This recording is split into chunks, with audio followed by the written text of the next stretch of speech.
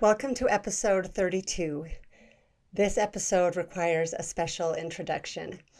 Usually we discuss the problems of polygamy, and today in this departure from our normal topic, we are discussing another problem that many of us in the church are navigating, namely the problem of church doctrine and issues of homosexuality, transgenderism, and just the broad umbrella of LGBT issues. My daughters agreed one day to sit down with me and have a very frank, open, honest, difficult conversation because this is something we're navigating in our family. We did this over a month ago, and I have been sitting on it this entire time, not daring to release it because it is, for more reasons than I can tell you, it is the most challenging and vulnerable episode I will have released and maybe ever will release. I am perfectly aware that everybody watching this episode will have, well, many people will have very strong feelings and critiques and judgments. And I guess what I want to say from the outset is none of you can possibly judge any of us more harshly than we tend to judge ourselves. Those on every side of this issue will have different thoughts. And in watching this discussion and trying to decide whether to release it, I so many times was wishing I could censor myself. Michelle, be quiet, let her talk. I mean, so many things. And the difficult truths that we shared with each other. These are conversations, like I said, I don't often share my views because I don't find them to be terribly helpful in the relationship. But my hope in recording this, and my daughter's hope as we discussed doing it, the hope was that maybe people watching it could gain some insight into both the challenge and maybe some ways, the challenge that these issues create, and maybe some ways to successfully navigate them. Anyone who wants to critique the thing I want to say is that my daughters and I are very close. We are very good friends. They are incredibly good people. And I think that they know that I'm a good person and the relationship is the priority. And so my hope is that people will see things and say, "Ooh, that's a really good idea. I want to follow that model." And if people see things that say, "Oh my gosh, I can't believe that. That's so terrible," that then they can say, "Oh, I'm going to do it differently in my life and my relationship," rather than, being too harshly judgmental against us. One of the main issues I have is the fierce mama bear protectiveness of my beautiful little girls. And so in releasing this, I feel like I'm making all three of us very vulnerable. I've already had people who've known that I had one gay daughter be really harsh, that I am supportive and loving of my daughter. I don't know what they want, but I just know I do feel the major mama bear vibes. My girls are awesome. And so I welcome feedback. I hope that it can be given in love. And I hope that this can be useful and helpful and insightful, and both, like I said, for the positive and for the negative. And I hope that it can help us all grow in love and understanding, because that's what I think we need more of. I don't think we need more division and judgment. So with that, I offer this episode. As I said, it is not on our normal topic of polygamy. And so for those who are only interested in that topic, go ahead and skip this episode. For those who are only interested in this topic, please feel free to listen to this one in isolation. I do welcome anyone interested to go ahead and engage with this entire series, because I think it is very useful as we navigate the challenges of LDS doctrine that many of us are trying to find our way through.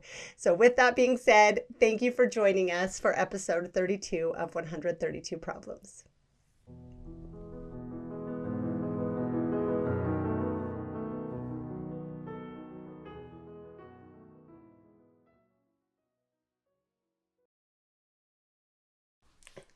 Welcome to a very special edition of 132 Problems. We are taking a little bit of a detour from our normal topic today to discuss some things that I think are very pertinent and at the forefront of our culture, a lot of things that we're dealing with in society and especially in our church. Mm-hmm. So I am here with two of my very favorite people. These are my daughters, Kate and Emma. They are my identical twins. These are babies 3 and 4. And when I had 4 in diapers, they were the reason why. Because we weren't planning to get pregnant and we ended up having twins babies. And so I had 2 boys 18 months apart, 18 months later, had these 2. So yeah, that's go me, right? But look, they survived and I think they are fantastic people. So we were all just talking and we decided this is really spur of the moment and spontaneous and unplanned. So you're getting the raw deal. I mean, the raw footage, I guess, but not a raw deal, I hope. But Kate and Emma, so they've asked me to go ahead and kind of give some groundwork. They both are soccer players. They're college grads, played soccer in college and moving on to working on their masters now. They're awesome girls. And Emma told me when I think you were 14? 15, I believe. You were 14. There's our first disagreement. We remember things differently. But she came out to me as gay when she was either 14 or 15. Yeah. Depending on which of us you talk to. And about, okay, I'm outvoted. And about 6 months later, Kate came out to me as gay. Mm-hmm. And this is one of the few times that they hadn't spoken to each other first. I was the first to know. So yes. that was awesome. And I will tell you that made me feel like a good mom because I knew that my girls could talk to me about anything and would talk to me about anything. And I was very, very happy to be able to have those conversations. Mm-hmm. I think they went really well. And ironically, when Kate was getting ready to leave for college, I had a little conversation with her that they haven't stopped teasing me about. When I affirmed Kate, I just want to tell you, I just felt like I needed to tell her, you are a beautiful, perfect gay woman, and you don't need to be anything different, right? Yep. And they made fun of me forever. But I guess in a way, now I've been validated to some extent because in addition to dealing with, what's the word I'm looking for? Sexual orientation. Yeah, in addition to sexual orientation, Kate is now dealing with gender identity issues and trying to navigate that experience. Have I done an okay job? Yeah, I think so. Speaking for you. So, Emma, can you tell us how you identify? What do you like to describe yourself as? I identify as lesbian currently. I'm into women and maybe a man. And that, that's my feeling on Emma is I think you're like bi/gay, right? Depending on the person. Yeah. I think she hasn't ever had a good date with a guy. So that's probably been part of it. Yeah. Right? Is that fair to say? Yeah. Okay. So anyway, so maybe there's the right guy out there. Maybe there's the right girl out there. Okay. And Kate, how do you identify? Queer. I don't know. I like women mostly. Okay. And where are you on the gender identity spectrum? How are you doing with that?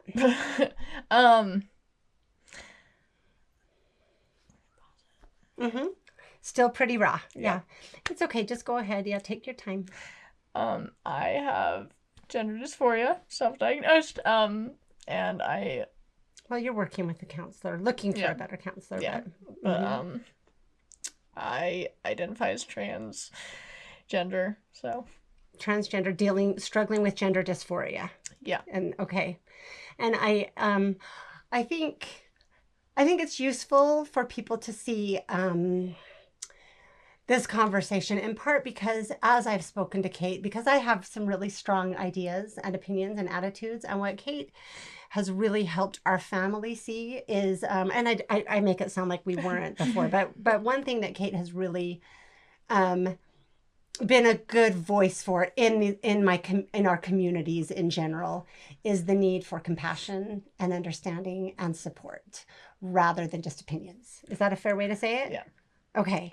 So what we hope to do is just kind of talk about how we are navigating these issues as a mother and daughters who I think are really close and care about each other, but who maybe have different perspectives on some things.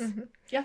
Right? Yeah. And so that's what I wanted to talk about. I know that there is some risk in this conversation because so many people have such strong opinions and these can be divisive issues, and some people might think I'm doing it all wrong for some ways, and some people might think I'm doing it all wrong for other ways. You know, everyone can have their ideas and their own way of thinking how they would navigate these situations or how they are navigating these situations in our family. I think that we all feel like we're doing a pretty good job, right? Yeah. Yeah. And so we wanted to share some of our thoughts. Yeah. So I'm going to start with a question that you guys won't expect. Okay? And I'll ask Emma first. Okay. What would you say are some of the best blessings of having been raised in the church? How has it blessed you as a person or benefited your life?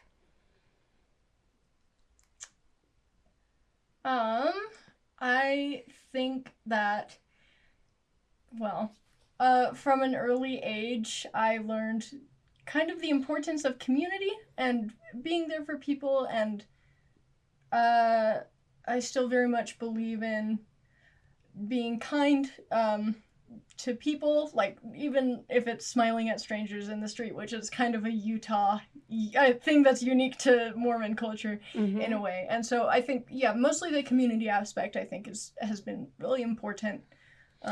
So like growing up singing songs like I'm trying to be like Jesus, is that that had an effect on you? Yeah. And I think also, just some of the doctrines of trying to be like Christ, and whatever that means to me specifically has been really important as well. Thank you. I know that probably isn't. That's okay, yeah. Okay. How would you currently describe your relationship with the church? Currently, I would say that I'm not part of the church. I haven't removed my records. I haven't really done anything actively. I just, it doesn't feel like my spiritual base anymore. If that makes sense. Okay. Okay. Does it feel like a place of safety or comfort for you? Not for the most part. Okay. Anymore. I think, some things have shifted and it mainly causes me stress, I would say. Okay. Not necessarily the scriptures or anything, just more of like going to church and that kind of some of the culture teachings and now even the community. Yeah. Okay. I want to say I feel like there has been a shift because we're going to get into some of the experiences that have been quite difficult. Yeah. Right? Yeah. And I feel like my perception is that you're now enough past those that there's not kind of the acute sense of threat or harm or pain. Yeah. It feels to me, at least how you're describing your relationship to the church right now, it feels like there's not quite as much animosity as there was at one point. Yeah. Is that fair to say? I think I've come pretty full circle in terms of it's not really where I feel at home anymore, but I'm also not... I don't have the same sort of like defensiveness. So when your brother gets his mission call and you go to his farewell this time, what will you have to do to be able to go? I think it will be okay. I think it will be better. It still brings me a lot of anxiety to kind of be in those situations, but I think it's a lot more manageable. I have a lot better coping skills, and then also not quite as acute anxiety anymore. So just some deep breaths. And, and you think you'll be okay for the most part. Yeah. Okay. Can I ask you the same question? Yeah. Did you get a minute to think about it? So let me first ask you what can you say you're grateful for having been raised in the church? I think that I do love the teachings of Jesus. I don't know if I'm fully consider myself Christian. I don't know if I believe fully everything about the Bible, but I do think that... You're exploring your beliefs and worldview. Okay. I do think that if everyone just generally lived Christ's teachings, we'd all be in a much better situation. And I think that, like Emma said, I think it helped me emphasize kindness and patience, which is not something that comes super naturally to me. But and it on the reverse side, it kind of did help me gain a base of critical thought and being able to discuss things with actually family and friends. So yeah, so are you kind of like, I've for a long time felt like some of our best experiences from church are the conversations we have afterward. Yeah. Either after on the way home from seminary or after a Sunday school lesson. Yeah. And we really, it starts a lot more thought, exploration, discussion for us.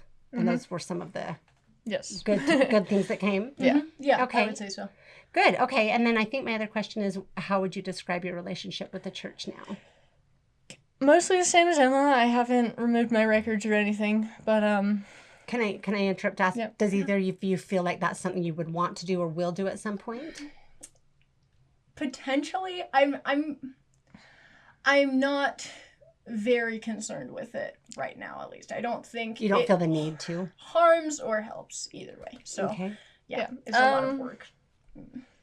I have felt like I might. I think I hold slightly more resentment towards the church than Emma does, which I should probably work through. But Well, I think you are. I think you are. I yeah. think there's just a lot of Yes. stuff that's happened. Yes. Okay.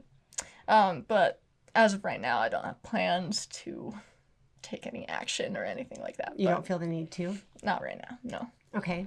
So Kate, I know that you're a little close to tears, so I'm hesitant to bring these up. Kate, that's okay. Kate was engaged Yes. recently, and so I do want to know. I guess the church doesn't still have the policy of excommunicating. No, that. Did that get ended too? I think there have still been instances since then of. I think it's a little bit more. But it's not mandatory. I think it's more case by case. Yeah. Okay. So I guess what I wanted to ask is, you feel kind of like a truce, I would say, almost like, hey, you know what, I'm like, live and let live. I don't need to remove my records. I don't need to fight against, Is that right? Yeah. So how would it feel to you if in that place you were approached with what do they call it? Not a disciplinary action, right? How would that affect you at this time? I don't think I'd really care. I think it would. Maybe really? Well, Maybe it would provide some closure. I don't know. No, honestly, I think I would just do like a "you can't fire me" because honestly, I don't care one way or the other. But if they approached me, I would definitely be a little bit bugged, but not because I was being excommunicated. Okay, that's interesting. taking You know my what? time. That's interesting for me to hear, because I guess I thought I think that since I am much more connected to the church, it would be harder for me then. Yeah. Because I feel like it would be really hard for me if that happened. Yeah. But maybe that's because I am still active and engaged and faithful. Yeah. And I faithful is the wrong word, No, but I still believe in the gospel in a way that fits within the church. Right. And so I think that would be hard on me as your mom. Yeah. Okay. That's fair. Okay, so now that we've gotten the positive, which I appreciate you, because I know that's not what we spend as much time, Okay. So can you tell me some of the, and this is a little hard for me to ask because I'm the one that raised them in the church, Can you tell me some of the things that you feel like have been hard or maybe damaging being raised in the church? Who was? Do you want to go first? Yeah, I can go first again. Well, I mean, the obvious. I'm gay, and so that, and I have been forever, which I didn't realize for a long time, but,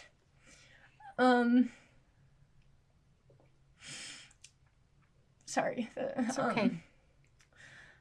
I think that definitely had an effect on my self-esteem and my ability to feel comfortable connecting with others, even before I knew what was going on. I think part of me knew that I was different in some way, and so that was enough to kind of bring a lot of anxiety.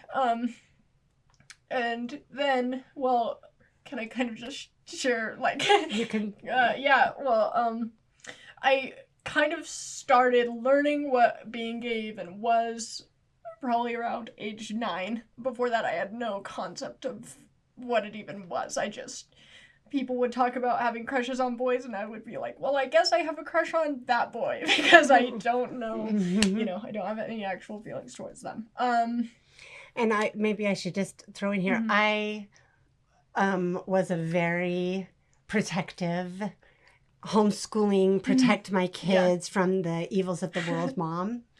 And so I don't think that I did talk to you about. Yeah, well, I don't think any of us, like, thought it was necessary. Right. I have another child who I thought was very possibly gay, who isn't. And I had no concept that you guys would be gay, which is funny because I the very first 2 Christmases of life, I bought dolls.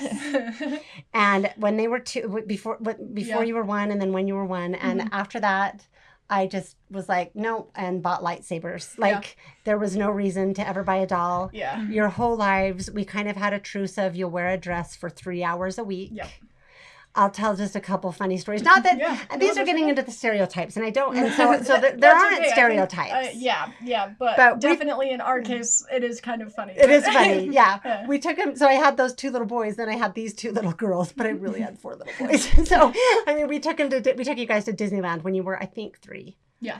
And I wanted to take my little girls to see the princesses. So we stood in line and then finally got up to where they talked to the princesses. And I can't remember, was it Belle, Aurora? One of them was Sleeping and Beauty. Aurora, Sleeping Beauty and Aurora and Cinderella, maybe. Something There like were that. 3. Oh, okay. Yeah, sorry, I can't. And I watched this conversation with my little girls. There were 3.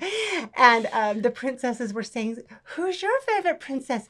What do you like to do? Who like asking them, I can't remember all of the questions, but who do you like to dress up as? And Emma, who was always a little bit more willing to speak than Kate, just looked straight at them and said, actually, we are tomboys. and the princesses immediately were, oh, do you like to climb trees? And both of my girls, their faces lit up, and they started telling them about the games they like to play, the toys they like to play with, and all the boy things they like to do. And so, but it never dawned, because I was always a tomboy and I was always an athlete. It never dawned on me that you guys were gay. So anyway, so when she says they were kind of born gay, I mean, I wanted to see the princesses too. Okay. So anyway, I interrupted you, so you go ahead and that's finish. Okay. I started finding out what being gay even was at about probably age 8 or 9, and I started having this kind of mostly subconscious worry, because I mostly learned about it in a negative context, and so I started learning more about it. I kind of had a couple of realizations. I remembered someone in a YouTube video being asked if they were gay and saying, well, I think everyone's a little bit gay, and immediately being like, oh good. I'm only a little bit gay. And then at some point I just decided to forget that information and do a little thing that we in the business like to call repressed it. And that was kind of the deal for 6 more years, I guess. 14 or 15, so 5 or 6 more years.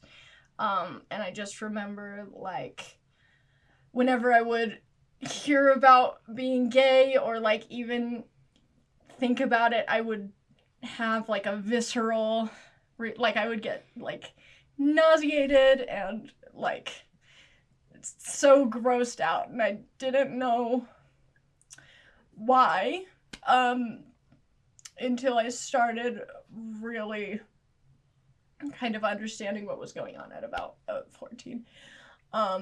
and I came out to you pretty soon after I, like, admitted it to myself.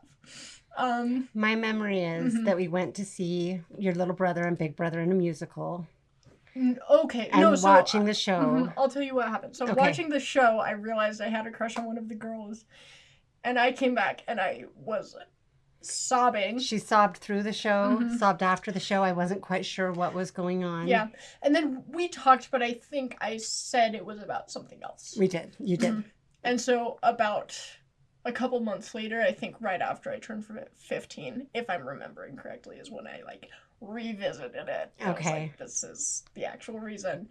And I remember just pacing up here for like an hour, trying to get up the courage to talk to you, because all I could think about was, and I knew I could probably talk to you. I knew, like, you know, you were cool, but all I could think about was how everybody would see me differently. And instead of seeing me as your daughter or your sibling or anything, it would be my gay daughter. And I still had a lot of hatred towards that part of myself. And so it really, it really took me a long time to be able to talk to anyone about it. Yeah, so that's like developmentally, I think, how it affected me a lot. And then after I came out, there were still a couple of things that really damaged my relationship with the church and with people around me. Yep, and we'll get into that more. So, yeah. Thank you so much for sharing all of that. I know that's hard. That's okay. Beautifully described. I hope that people can get a little bit of a sense of, you know, what your experience has been. Yeah. And I think we're culturally far beyond the place of, oh, Emma, so why did you choose to be gay? I don't think that's where we are right now. Yeah. But I still think it's useful to hear the internal struggle, because I know that even when you spoke to me, which and I'll share a little of how I was prepared, you know.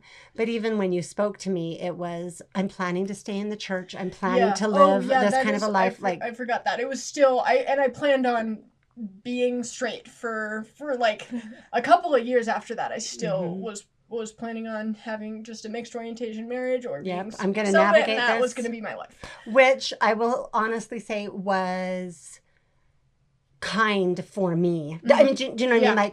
Like for me as a mom, it was at that point I was able to be like, okay, that, you know, like it wasn't that I judged you or was saying what you had to do, because I do remember that what I said is, this is your life and you're the one who gets to live it and you're the one who has to live it. Yeah. So you need to make these decisions. But please, in your entire life, no matter which path you feel led to or where you feel led, stay close to me and stay close to God, and know that we will always love you. Yeah. And I think that has held. Yeah. I think that's held pretty firm. Yeah. So. But it was, for me, it was a gentle. Yeah. Because I've had to go. Like it's also been emotional for me, step by step figuring this out, right? So for me, the very first experience I had was, I'm going to stay in the church. It was like, oh, okay, we're fine. Okay. All right. So Kate, are you up to sharing? Yeah. I know some of this is a little more raw for you as well. Fine. So tell us some of the hard things or some of the pain or damage that you feel you encountered growing up in the church. Ditto, but also there was definitely this feeling that I was the problem and I needed to change something about myself. I didn't really have any concept of orientation or anything for actually a while. I think even into my teens, I didn't really understand because I thought everyone felt like me, so I didn't realize that nope, I was different. And then and you were both very shy, always anyway, so it was maybe harder to relate to others, and you know, so you wouldn't know necessarily how other girls felt because you we didn't talk about this kind of stuff. And I think that was also backed up by the church. We just kind of didn't talk about it. You didn't raise your hand in primary and Yeah. say so. So Okay. does everyone? Yeah. I don't even know where I I'm was. sorry, I No, it's interrupted. okay. I just, yeah, I know. I remember for many years praying that I would be normal, and Fixed. yep. So, and actually, before I came out, there was a while where I thought that I was bi, and I was, planning on only ever dating men and just never talking to anyone about it. And then as soon as I think I came after you right after our 16th birthday, because we had gone and watched Wonder Woman. And I knew already. No. We remember this differently. Maybe, but Because we went to Wonder Woman and I thought I knew you were both gay. I think you knew I was gay. I don't think, yeah. Yeah. Okay, well, I'm going to trust you guys because it's your life. So. Yeah, I just remember being like, Chris Pine is not attractive. He wasn't the one you were into in the that first, show. 20 minutes when they were on Yeah, the island. Before he came in was the best part of the movie. Yes. Yeah. And so as soon as I realized that I was really only into women, I kind of came out to both of you, I think, on the same day, actually. So. Oh, yeah, okay. Yeah. I remember you emailed Emma. Yeah, and then Emma said, have you talked to Mom? Yeah. Well, Right? so yeah, you emailed me and said, hey, I think I'm gay. And then You we emailed We back. were sharing a room, by the way. We could have talked, we just didn't. I just, was nervous. That's okay. Yeah. And then I sent back, me too, lol, or something. And then... Have you talked to Mom? Yeah, have you talked to Mom? And then, so... Okay, can you share the experience you had kind of getting your answer? So we have a big 12-passenger van because we have a lot of kids. Our van's named Rumble Buffin. Those who have read the Chronicles of Narnia will understand. And I was driving and having a conversation with probably Lincoln, yeah. their older brother. And can you share that experience you had? Yeah, I'll try and remember. I think this was after You hadn't talked to me yet. Had I not? This is what gave you courage to talk to me. I mean, for a long time I had been really struggling and Praying. Not sure. Yeah, praying and not sure what I was going to do about it. But yeah, she was talking. We were on the van. We were on our way home from someplace, and I can't remember the topic, but I remember that Lincoln asked me something about someone that was in the news that had done something bad. I can't remember. And he said, Mom, what do you think about this person or something? And I said, well, I don't know the details. I don't know what the truth is, but what I know is that whatever that person may have done, God loves them. Yeah. Is that along the lines of what I said? Something like, I know that, they probably just need our prayers and God loves them no matter what they may have done. Yeah. Something along those lines. Is that right? Yes. Okay. And what was your experience when you heard me say that about someone else who had done something bad and was in jail? It was like a criminal. I don't know. I just, I still felt like it was a bad thing, definitely, but I think I was more at peace with it, and I was able to realize that, God would love me. What you told me when you told me about it was that you actually felt the love of God confirmed to you. I love you, and I will love you. Is that kind of maybe the first time you really felt an outpouring of divine love for you? Do I have that right? And you kind of were like, I'm okay. Yeah. God loves me. God doesn't hate me. Yeah, pretty much. And then when Kate came out to me, it wasn't the same as when Emma came out to me, right? Because you'd had that answer, and I don't.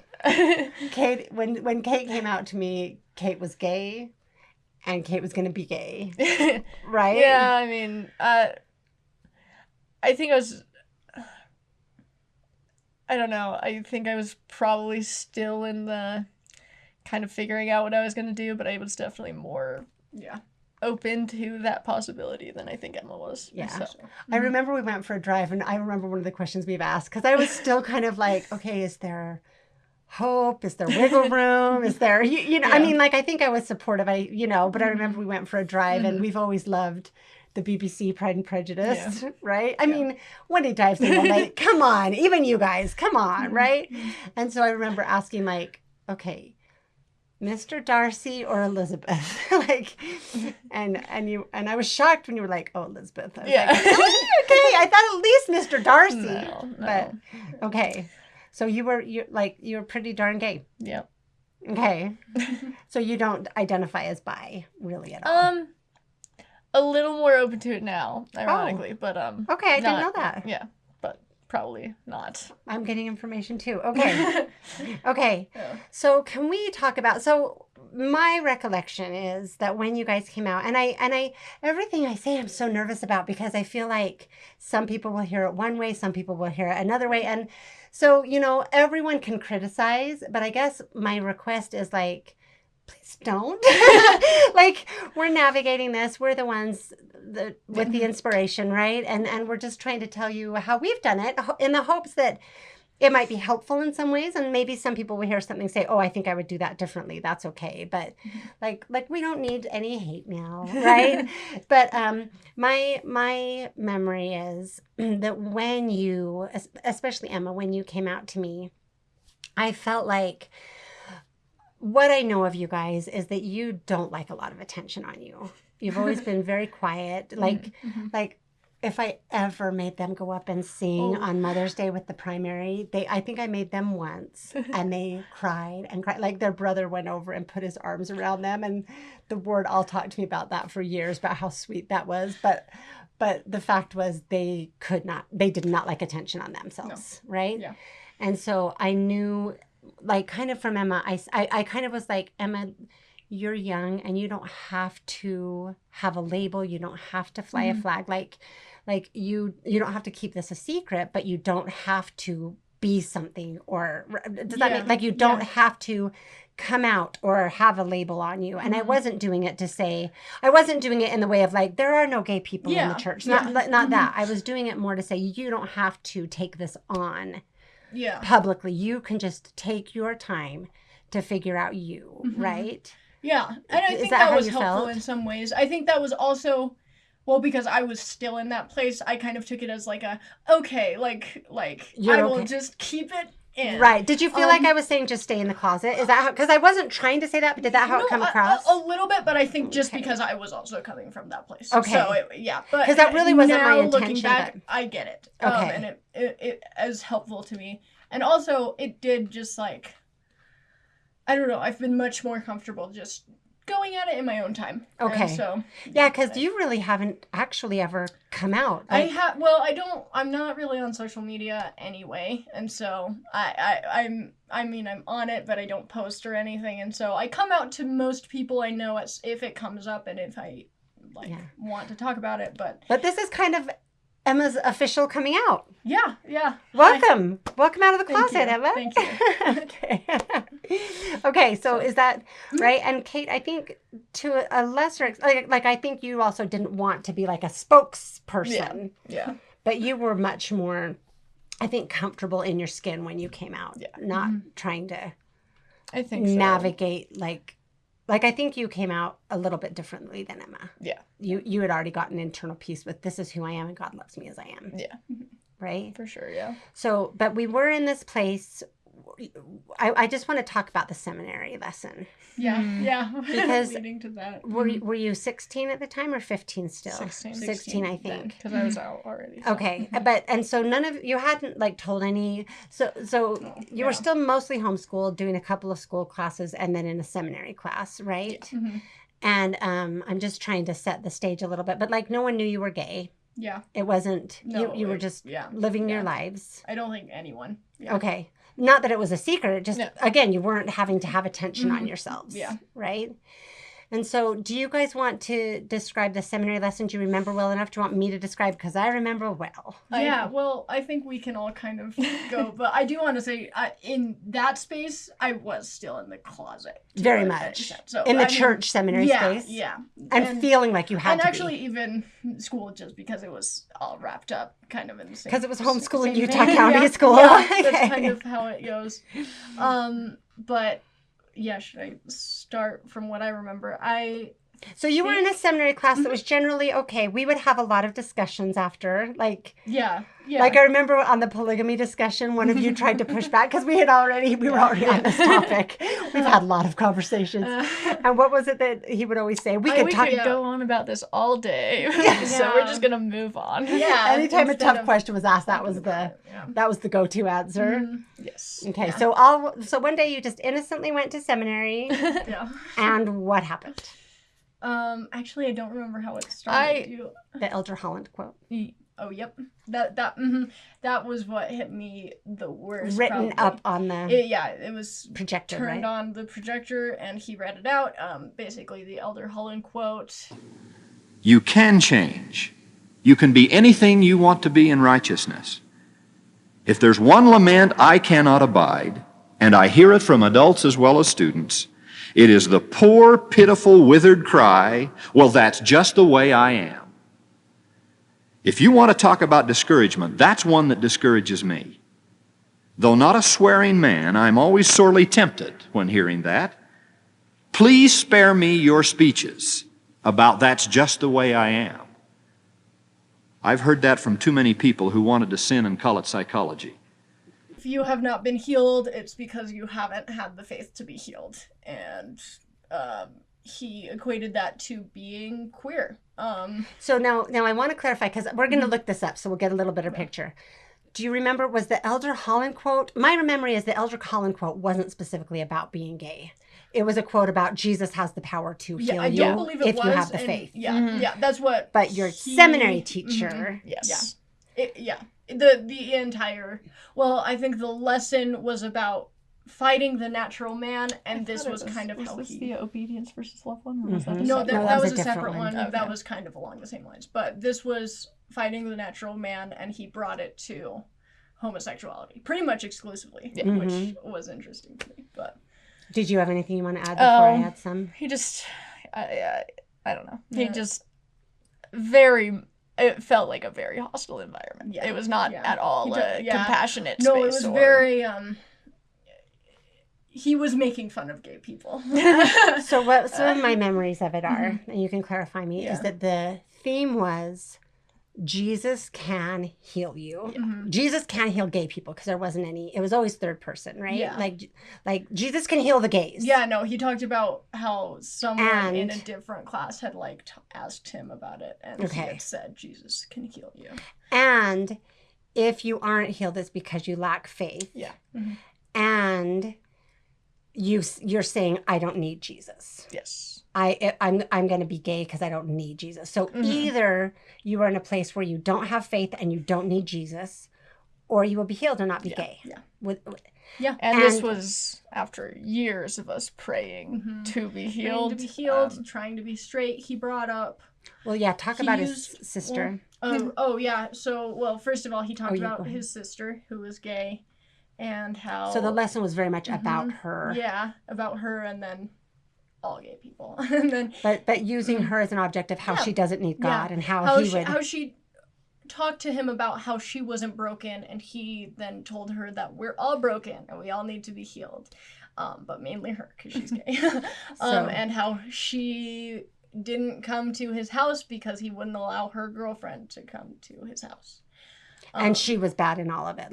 So he was talking about his own sister in the third person, not with, I'm sure there was I love her, and let me tell you all the things that are wrong with her type of.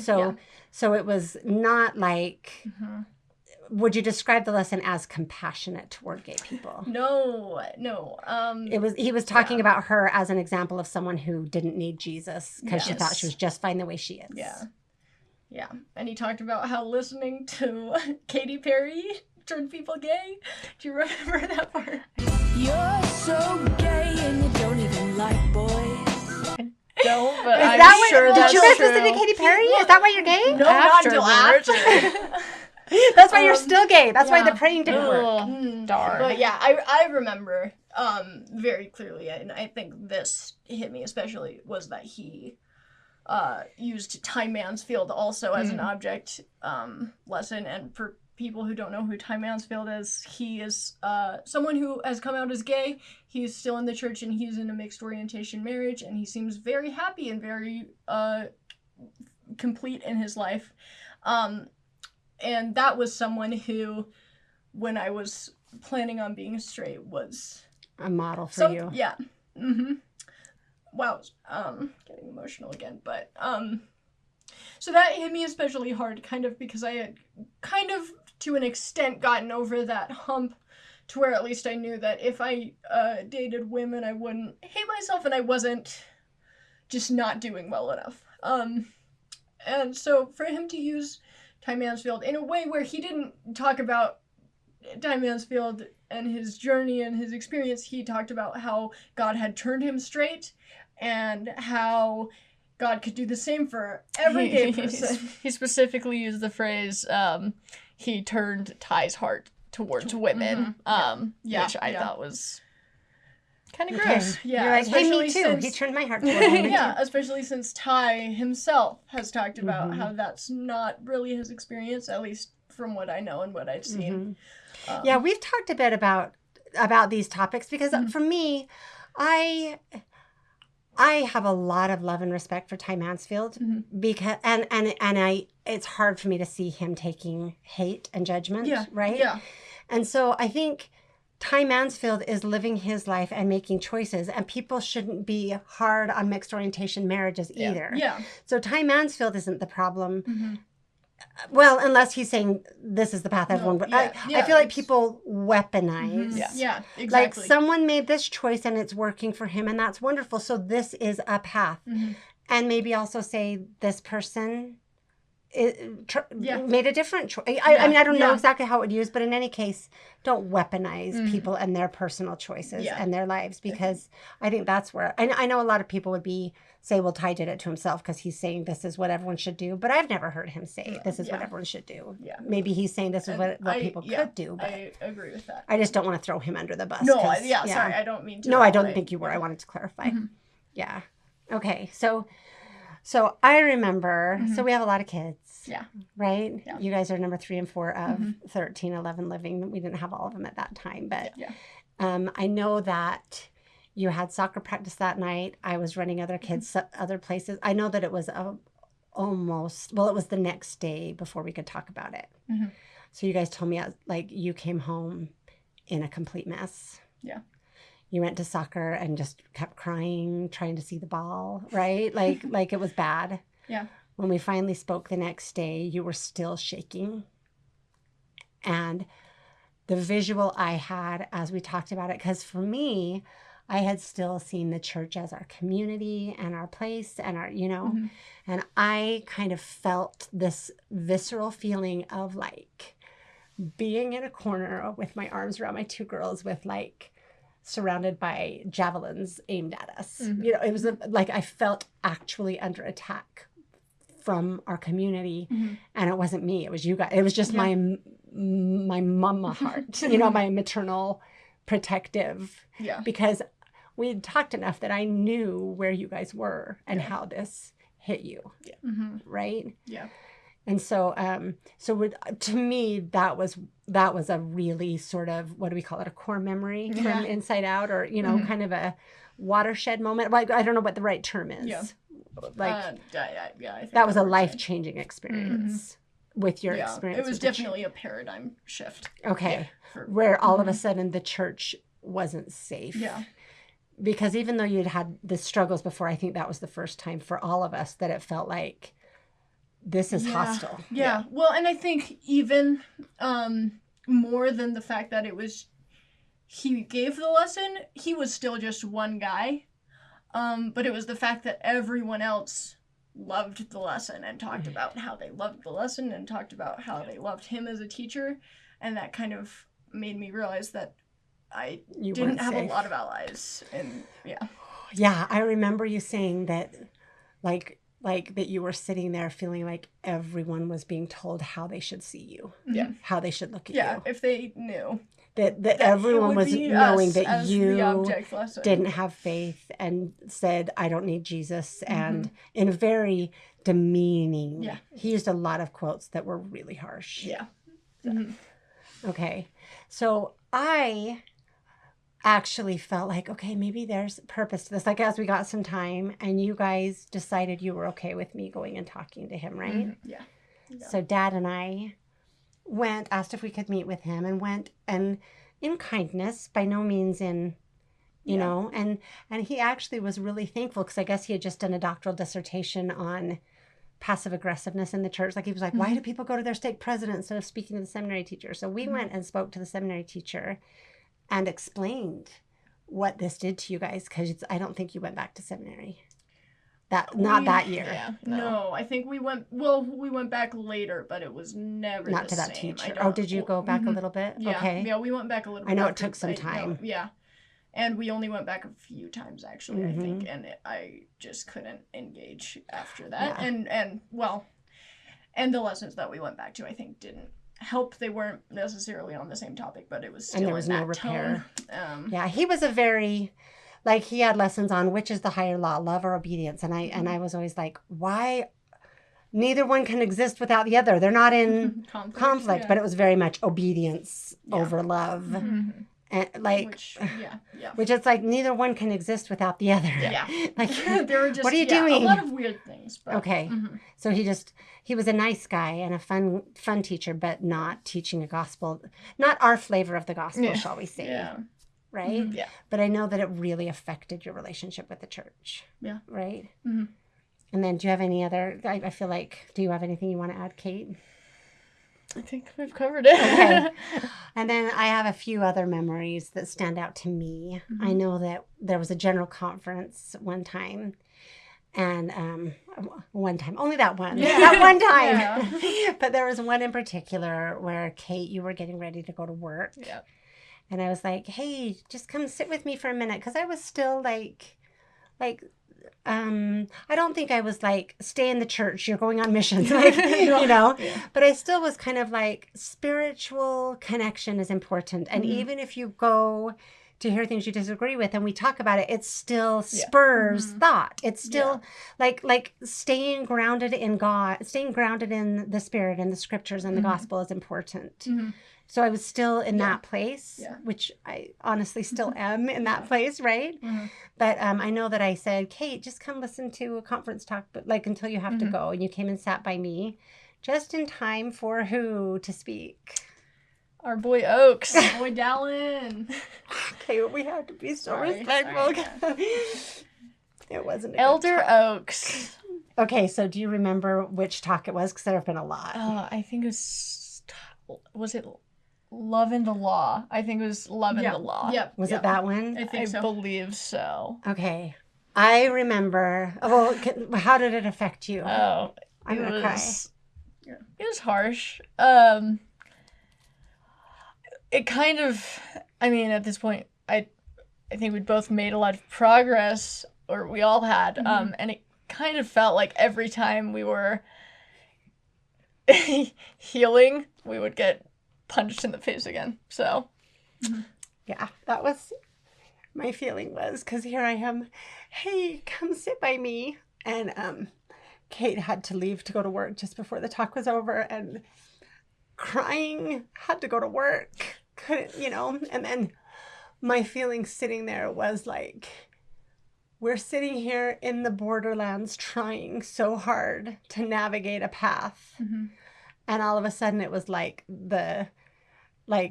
what's the word I'm looking for? What is the wall was just laid down, the drawbridge up, and it just came down and crushed us. And it's like one side or the other. You cannot be here and navigate this. And it felt like we just got crushed by this, like this black or white, in or out, no navigating, no choice.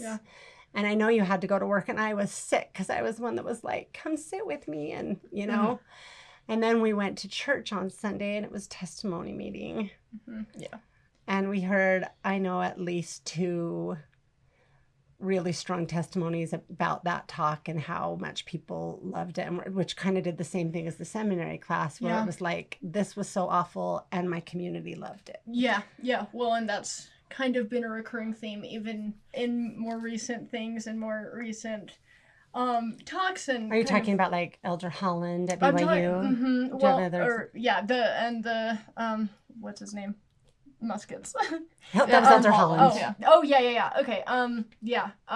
It makes it harder when faithful Mormons or straight people in general either outright love it or try to justify and try to explain away and say, well, that's not what he meant, and you shouldn't be so sensitive. And while I get where they're coming from, it kind of doesn't make sense to me because it doesn't affect you in the same way. Yeah. So well, it's also, not going to see it the same because you don't have the same wounds from hearing these things in this rhetoric over and over and over. It's much easier to be overly sensitive when you have open wounds that have not been allowed to heal because they keep That's the way I've described it.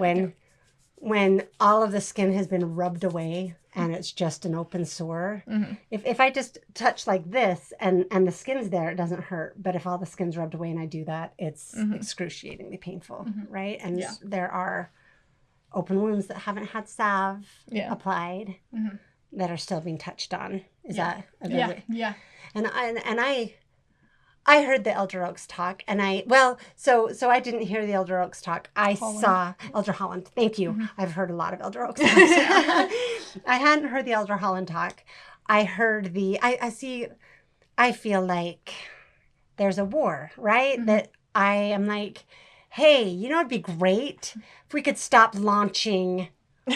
Can we just like download the cannons? Like for a long time, pointing muskets. Yeah, we could start pointing muskets. That'd be great. For a long time, I felt like, oh, if only I could like, hey, you know what? Just like, don't even pay me. Just let me come give a little bit of guidance, right? Because forgive my arrogance, but like if I could just be like, can I just whisper in your ear? Like, never talk about people, talk to people. Don't talk about people struggling with same-sex attraction or people who are gay. Don't talk about them. Talk to them with the message of God loves you. And like with some inspiration. I always felt like the messages coming from the leaders of the church were 5-10 years behind the answers I had received. Like they were things I would have said even before I knew because so I at one point will share, I probably starting in 2007, 2008, started having really strong answers about homosexuality and the gospel and how it all fits together. And, that I won't share here, but that in a way prepared me. If I had to say it in the tiny little encapsulation, I would say that, there's no good way to say it in a tiny encapsulation. So forgive me if you have questions. We'll clarify at some point. But for me, if I had to encapsulate the answer I received, that was a powerful, strong, prolonged answer of some of the most spiritual experiences I've ever had that lasted about a week. The first half of it was teaching me profoundly that homosexuality is not of God in terms of a part of the eternal gospel, that like for me, homosexuality is a sin. Wash my mouth out with soap. I hate going into this because it's just not something we talk about, right? And the second half of the week, so I would describe it as homosexuality is not of God, but homosexual people absolutely are of God. And the second half of the week, I had more powerful spiritual manifestations, including, from my perspective, seeing people step forward and saying, here am I, send me. And being willing to bring this really beautiful experience to the earth for the benefit of all of us. Because God needed people to help us learn more, namely, in my experience, namely charity. And that our homosexual brothers and sisters and are here in service to us to help us learn that. And again, I know there's so much wrong with everything I just said and every way I just said it. And, you know, I think it's important to our story, though, because it's part of how we're navigating, right? Because we do still, like, I think we could all wish that each other was different. I could wish that my daughters weren't gay, and you guys could wish that your mom weren't Mormon. I don't know what we would say, you know, weren't homophobic. Or, I mean, I don't know the right word. You could wish that I didn't believe as I do, right? But that doesn't do any of us any good. Yeah. And the priority is the relationship. Yeah. Is that fair to say? And with the caveat that we're all still learning. Yeah. You know, so I'm sorry I threw those things in there because I don't want to offend anyone. But I think that I know a lot of people who, I guess one thing that makes me feel a little bit, I don't know what word I'm looking for. Like, my views haven't really changed from the spiritual answers I had before I knew gay children to now, after knowing I have gay children. I still have the same perspective. I still thought the same general way, although I've had a lot of guidance and specifics that have changed some of my perspectives. Yeah. Does that make sense? Yeah. Anyway, sorry. But that's why I thought it was useful to talk about, because I'm not just the mom that's like, go mama dragons necessarily, right? Like, we're still navigating this all together, prioritizing the relationships. Yeah. Is that fair to say? Yeah. I would say so. And so my feeling has been forever, like, we don't need to be at war. There's no reason to be at war. But I feel like, well, so with Elder Holland's talk, that's what I was saying. I first read the reactions to it with everyone saying, he said to aim muskets at us. And I was like, what? So I went and listened to the talk, and compared to what people were saying it was, my first reaction is, he did not say that, right? Yeah. So that was my initial reaction, was like, oh my word, because of how overstated it was. Yeah. But whereas, then, well, we first listened to it and had kind of the opposite reaction. Where, I mean, we immediately heard everything. Sure. Yeah. And it's so interesting, because then when I listened to it again after going, what he said, what, wait, they're this mad, and you know, because to me it's like a battle between two sides that are both kind of making it worse. I mean, that's my perspective on it, you know. And we don't have to share perspectives, right? We're just we wanted to just have a really raw, honest discussion where we can kind of talk about how we're navigating it. But I guess maybe, I don't know if I talked to you guys first. I think maybe I did. Listen to it and then talk to us. And I probably was like, he didn't say what they said he said. I probably approached, but then you guys were like, yeah, but he said some pretty bad stuff. Yeah. Was that a fair? I think so. I think that's pretty much how it went. With more anger. Right. Well, I don't think I was angry. No, I think I was. No, I think we were pretty heated. You guys were pretty heated. But I mean, I don't think towards you at all. No. I think they were just like, Mom, you know. And I went back and listened. It's okay. It's hard to see how I still miss it. You know what I mean? Even being your mom, I still sometimes don't get it. And I went back and listened again and realized, like, from the very beginning, and I love Elder Holland, you know, but from the very beginning, he read a letter from someone that was upset at what was happening at BYU. And that was who he sort of said we should feel bad for. Yeah. I was like, the way he framed it from the beginning. And I will say I was really unhappy from the beginning, where he said that the valedictorian, what did he say, commandeered? He commandeered the microphone. Like I was not, like I was up. I mean, I was upset. When I first listened to it, I wasn't happy. Yeah. But I was like, but it's not what they said, he said, which is still true. Yeah, you know, there still was a lot of overstatement. But that was the emphasis as opposed to what he actually did say. Yeah, and I just feel like, and I've never been one that's comfortable at all with, I feel like, I'm uncomfortable saying this, but I feel like we weaponize suicide to say people kill themselves if you do this, and I'm not comfortable with that either. Yeah. You know, Yeah. I don't like I think that. there are better ways to at least say that. Right. And I know that if it needs everyone's to be doing their said. best. Yeah. So I'm not, you know, but for me, that's one thing that I'm like, just can we stop with people like let's just have a conversation. Yeah. And let's look at the pain threshold. We have people here going through what my daughters have gone through, and sometimes in less understanding, less open, supportive families, right? Getting to like the level of struggle there compared to the level of struggle of a donor who doesn't like what is being taught. Like, sure, there are some hard things to deal with, but really, where should our compassion be directed? And where should our understanding be directed? And we throw this really awesome valedictorian of BYU who got his speech approved, who spoke positively about everything. We throw him under the bus. Like, it just, like when I came back, and then he never said aim your muskets at gay people. I still will say that. Yeah. But I get that he even brought up muskets when like the impression I had of having like javelins aimed at our throats. Like, I get it. Yeah.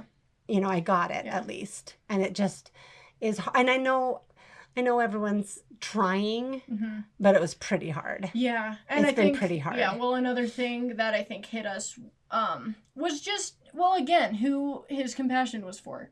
He talked about how much they had cried over their policies. Yeah. Oh, I forgot. Sorry. How much they had cried with people who were struggling with gay He family wanted the members. compassion he aimed wanted- at him and that how leaders. sorry we should feel for the leaders who were having to make these really hard decisions as opposed to the people who are being affected by the decisions. Well, I will say I hadn't been as aware of that until it might have even been Kate, or it was them. It was both of you that were like, "I'm sorry, you've spent hours crying, like the quantity of hours That spent definitely- crying." Yeah, that definitely felt like just like a slap in the face. Yeah, too. like, all of the time that we spent It's like, wishing to be different, wishing to even just be accepted. Well, crying, yeah. like yeah, wishing to not be alive. I mean, yeah. yeah, Well, it's like, that might be hard for you, yes, but that's a weight that you can put down. We have to carry that all the time. So worried it's- about being not accepted in your family, in your community, in your friend group, because when you guys did finally come out, you lost some friends. yeah. Sorry. It's okay. There were some people who, Who? maybe with the encouragement of parents, Yeah. there were We did people not at your talk to school, them there were more. adults at your school who didn't want you there anymore. Administrators. And, Yeah. I mean, they couldn't come out and say that, but No, but it was fairly obvious. It was from them. And communicated to several They of didn't come us. out and say it, but they kind of came out and said it. Like, I don't want to sound paranoid. It was pretty overt. So there were some friends that wouldn't be at places that you guys were if they could help it and stop talking to you. And even one of our best friends now, she talked about how, well, I don't want to go into specifics, but she had already been made aware before we even started hanging out of that we were. Oh, those are the gay girls. Be careful. Yeah. Don't hang out with them. Yeah. Yeah. So it was tough. Even in 2018. Did you Yeah. guys graduate And I think 2019? that is another important thing to know. I'm not trying to get all political or anything, but I know that it's not the same all the time. We are not going to get lynched for being gay. We're not, but it's far more under the surface, and a lot of things that straight people don't see, we still kind of have to deal with in our community, and even just that can cause a lot of anxiety towards anybody, especially if they're in the church, especially if they're in this environment, and that I think is the really difficult part of not even knowing who we can trust with this information or our experiences. Kate, do you want to share your experience at a theater, at going to an outside musical? Yeah. Because that is kind of the more overt. Well, so I do want to paint this like through the frame that I wanted to frame it in, but you go ahead and share the experience first. So I was with my girlfriend at the time, and we had gone to a show at an outdoor theater. And they did handle it well. The theater yes, handled it well. But while we were there, we were also with my cousin, who was friends with both of us, and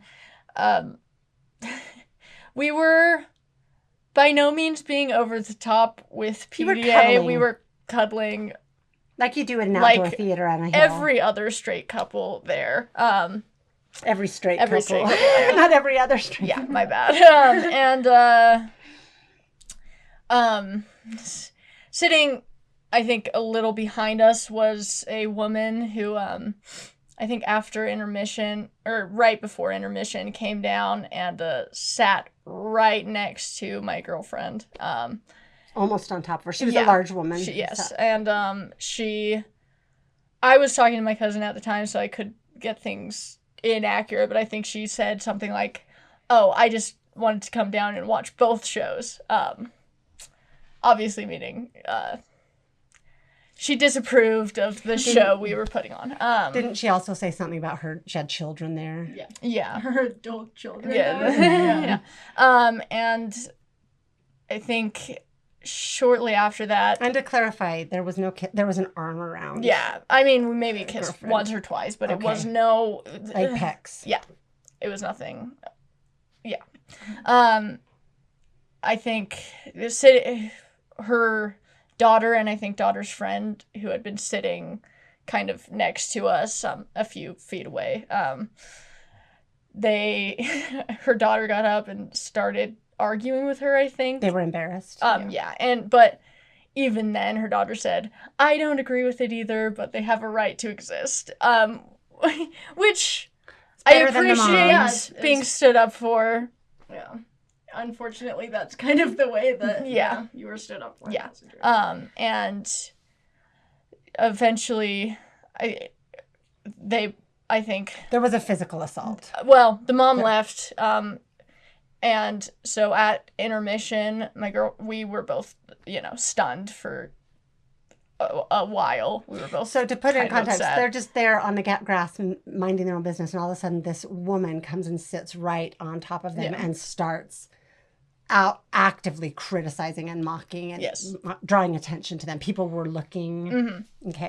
And then they both stood up and were kind of yelling during the show. So at intermission, my girlfriend decided that to cheer us up, she'd go get some snacks. And while she had worked there, so she knew some of the employees and the manager there. While she was over there, I don't remember every specific, but the woman was there complaining to the manager. So the woman went to the manager to complain about, how dare you let those dirty homosexuals yes, and into your theater. Then my girlfriend explained to the manager what had happened, and so the woman ended up getting, I think, banned from the theater, and while she was being asked to leave, she smacked my girlfriend on the back quite hard a few times and said, enough to knock her forward. "Great job, look what you did," or something along those lines. So you were accosted and actually physically assaulted. Yeah, well, I wasn't, but yes. But your girlfriend was physically assaulted. Mm-hmm. And like that happened in 2019 in the world, right? And the thing that I want, because Kate was a bit of a mess, obviously, right? Yeah. And the thing that I thought was useful to draw attention to, not to minimize it all, but to help reestablish a feeling of safety and ability to exist, right? Yeah. Was the fact that this was the only time that had happened. Mm-hmm. And that Kate and her girlfriend weren't asked to leave or kicked out of the theater. The woman was. Yeah. So you are protected, mm-hmm. and it was universally seen who the bad one was there, mm-hmm. right? And that was the positive that mm-hmm. I thought we could draw. Yeah. Was that, like not too many decades ago, however, you guys would have been the ones kicked out, mm-hmm. right? Like things are improving, but way too slowly. Yes. Right? Because a woman still felt, hopefully she learned to not do that again. Yeah, but I I kind of didn't got get it. that I think impression. She probably would have felt pretty justified and like the victim in that situation. Yeah. Is my impression. And I think that's the hard thing, is that my guess is she's a member of the church. Mm-hmm. I mean, Yeah. we're in Utah County. Like, Mhm. it's a safe guess, Mhm. right? And there haven't been teachings as much on how to treat people. I think we're doing, people will point to that there have been some, but Mhm. she felt justified in behaving that way Yeah. as a member of the church. Yeah. Yeah. And so. Yeah, and people feel justified unfollowing us on Instagram and things, which is not by any means the same thing, but it still kind of points to how we are still looked at Mhm. by at least some people who are more on that side of the church Right. doctrine. Right. So, okay, I want to ask a couple. So this is all really important to talk about. I hope that people are finding this valuable. I want to ask, I don't want to move into this yet, because we need to let this energy of this experience. There have been some hard things. Yeah. And I think that it shapes, like, we can minimize that, Mhm. but I think it shapes your ability to walk around holding hands, to Yeah. like it's on your mind, right? And not, I think that experience is important because it sort of brings to the surface what's always an undercurrent. Yeah. Is that a safe way to say it? Like, Yeah. even though people don't respond that way, There's an that. undercurrent. Mhm. So can I ask you guys a question, just for all of our benefit? Yeah. What is a good way people can respond? Because sometimes I'm out and want to, like, make people feel safe, but I know being like, "Hey, I love gay people," is not the way to do that. Well, I'm kidding. Yeah. But like just the same thing we talked about, just smiling at strangers. Yeah, Like, what is I the mean, best? I think, like, honestly, just making eye treat contact and them- smiling? Yeah, I think so. I think that's a good. If someone did that to me, I would at least know that. Even whether or not they personally agree with it, I don't really have business knowing, as long as I understand that I'm safe being who I am in that environment. Does that make sense? Okay. So one thing that I've had people voice to me as I've kind of maybe we'll post under here some of the things we've written, some of the posts that have gotten a lot of, so that people can read a little bit of our journey. Yeah. One thing people have said to me is their concern about condoning. If I'm kind and accepting, am I condoning?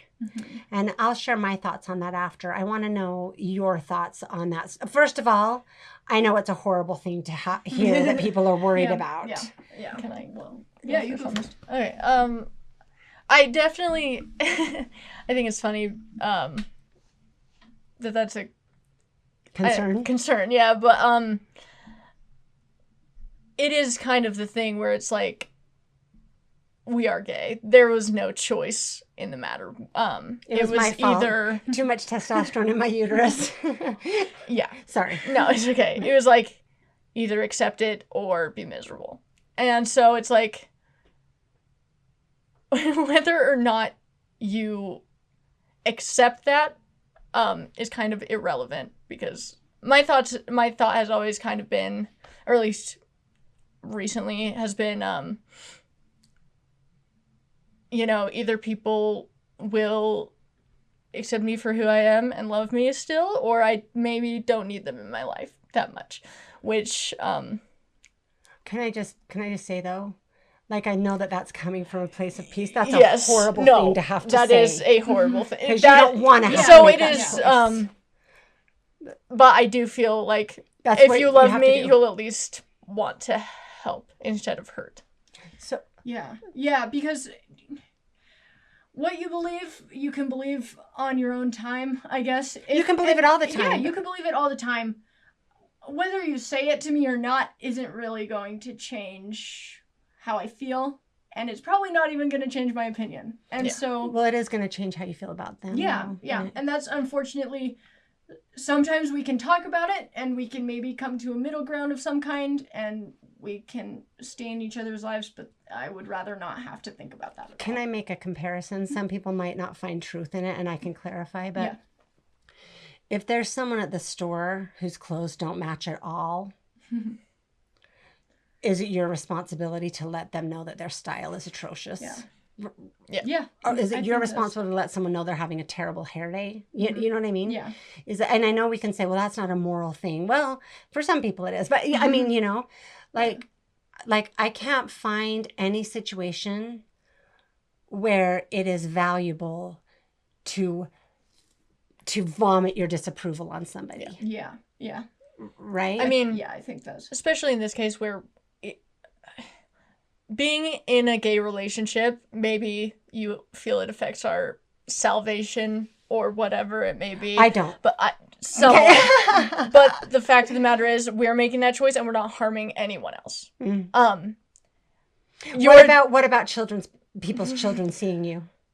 I want to finish this point real okay, quick, yeah, but, you finish your point, okay. Disapprove or active disapproval does a lot of harm. A lot of harm. Can I share a thought? Can I Yeah. answer my own question? Yeah. I want to share a couple of experiences I've had that have helped me. Because even after I had these answers about homosexuality, I had, which they're my answers, right? You know, I mean, I do feel like there's truth in them that you know, at some point maybe I can share, but they're mine, you know.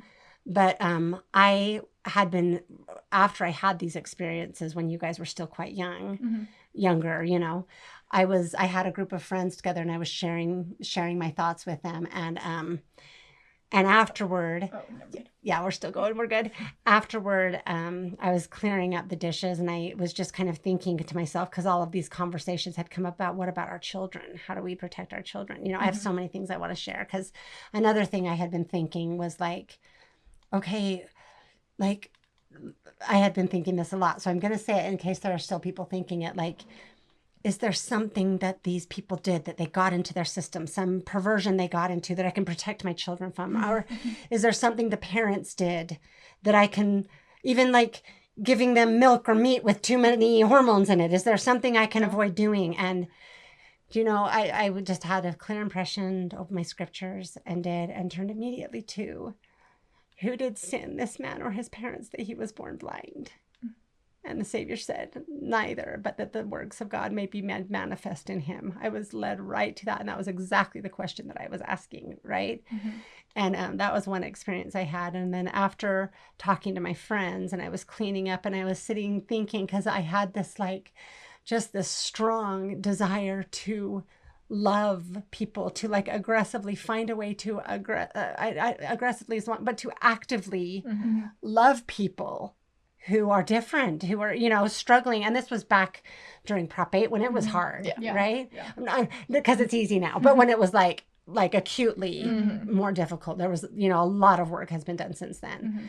And my thought was, can I have them in my home? Well, I don't want them in my home around my children, but how can I love them? And, you know, I don't want them, I wouldn't want that example for my children. And it was the first time in my life I ever experienced feeling almost slapped in the face by the Lord. I know you guys have heard me tell this story, but it was like, it wasn't a painful, but it was just this like sudden, instant, powerful rebuke, I guess, like this powerful getting my attention.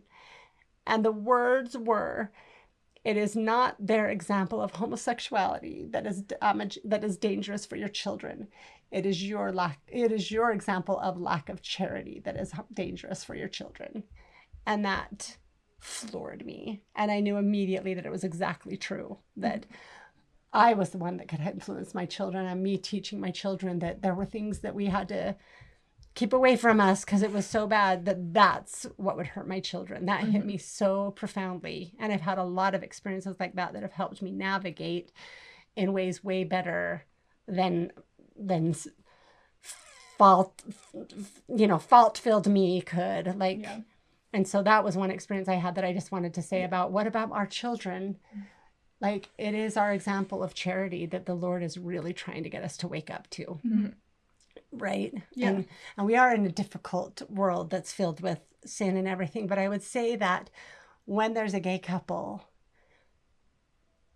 the thing that your children will learn is how you interact with them, not what they're doing, right? Yeah. That's really, if I love the story that Tom Christofferson shares, that his mother told all of their siblings about coming to a family, letting him come to a family reunion with his boyfriend, I think at the time, said, what your children will learn from their Uncle Tom is that there is nothing that they can do that will take them outside of the love of this family. And that is a beautiful and profound lesson. And I think that that's, if we want to teach our children faith in Jesus Christ, then we teach them to trust that there's nothing so scary that it's too big for Jesus, right? We teach them by our example of love. Just like I said, love and obedience cannot be separated. You can't have one without the other. If you take obedience without love, you have self-righteousness and pride and judgment, right? If you take love without obedience, you have, I don't know, like something else too, but they both need to go together. I know that I had an answer for that, but it's failing me, you know. We need both. They both belong together, right? And so I guess if I love my children, I'll just let them have candy all the time, right? It's like we want what's best for people, and those both have to go together. And so I wanted to share that story. And can I just say from like a more secular standpoint, just again, I didn't even know what being gay meant for most of my formative years. I didn't have any concept for what that was, and that didn't keep me from being gay. It also didn't serve you well. It didn't serve me well at all. And this is something that I've said before with gay people being more, having more exposure and having more representation, is that, at least in my experience and from where I've been, I think that will affect children who are struggling with these same things way more positively than it will affect straight children negatively. I don't think that it might bring up some questions that you can answer in whatever way you see fit and whatever your belief system is, but I don't think that it will damage your children, and I think it will help people who really need it. And I think that when you're taught so long that like something is bad and something is wrong, I think with homosexuality in general, I think so much of it is over sexualized in people's minds, and so any example they see of it immediately is inappropriate for children because they see it as a purely sexual thing. Where for me it's like, if you would be uncomfortable with your children seeing a straight couple doing this, by all means, you should be uncomfortable with a gay couple doing it. But if it's something that would be okay if it was a straight couple and not a gay couple, maybe re-examine that. And I'm not going to say that anyone's feelings or beliefs on that are wrong, but I think that is something where you might need to examine it and see where your basis for that feeling is coming from. Yeah, and because kids won't see it in a sexual way, they don't unless we train them to, and unless So I have a couple of things I want to bring up, but first, can I bring up one of the things that we recently had kind of a hard talk about? Yeah. So the Kiss. What's the show called? Lightyear. So the Buzz Lightyear movie. Yeah, and this was us. Okay. Was it I was not there. We're going to talk over the top of you, but chime in. So we had kind of a conversation about, so there's a gay kiss in that? Is that I haven't seen the movie. There's a lesbian. It's like a very short in the background. A lesbian peck. Lesbian, yeah. I think they're like celebrating their anniversary or something. So it is, but it's in the context of they're in a relationship. So it's okay, and it's a peck. And then this is after some hints toward things at Frozen, some hints toward, like movies have kind of been, there are some other... Where no one's really been satisfied, I don't think. I don't think people who are against homosexuality have been satisfied, but I also don't think gay people have been really happy with it. So we had a conversation because I was able to feel the perspective of parents feeling like they're being undermined or like they're trying to bypass the parent to go straight to the child. Yeah. Which I confess does make me feel a little bit uncomfortable in general as a mom I am different than I was, but putting myself back into being a young mom with how protective I was, that concerns me. Yeah. And your perspective was much more about was much more about representation for people who haven't had it before, and for people That's who where you haven't. made the point to me that the good we can potentially do for young gay children is so much greater than any harm that could be done to young straight children. Yeah.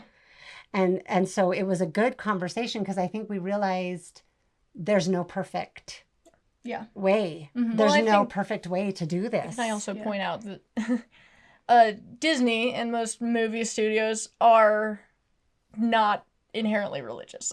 So it's, and the world has moved much more in that direction.